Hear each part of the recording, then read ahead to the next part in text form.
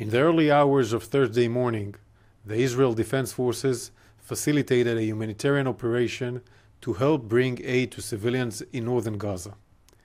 This was the fourth night in a row that we facilitated such an operation because we want humanitarian aid to reach Gazan civilians in need.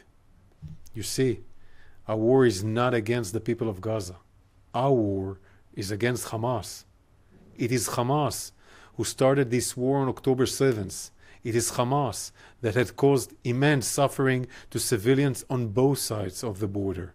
The IDF has concluded an initial review of the unfortunate incident where Gazan civilians were trampled to death and injured as they charged to the aid convoy. Our initial review has confirmed that no strike was carried out by the IDF towards the aid convoy. The majority of Palestinians were killed or injured as a result of the stampede. From the information we gathered from the commanders and forces on the ground, our initial review has indicated that following the warning shots fired to disperse the stampede and after our forces had started retreating, several looters approached our forces and posed an immediate threat to them. According to the initial review, the soldiers responded towards several individuals.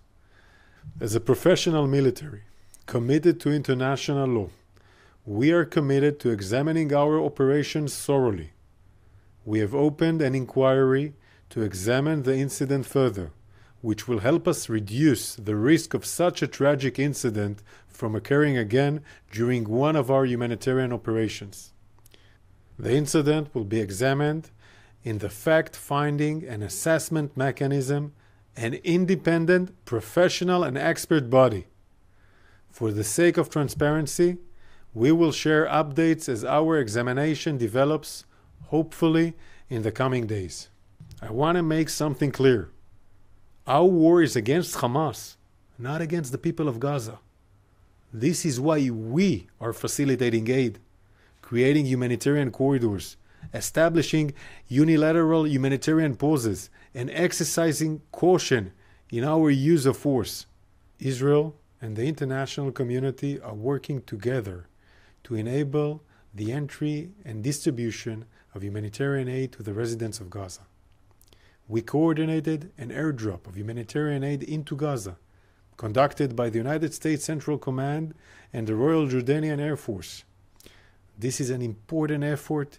We encourage all efforts, all of them, to help alleviate the suffering of civilians in Gaza.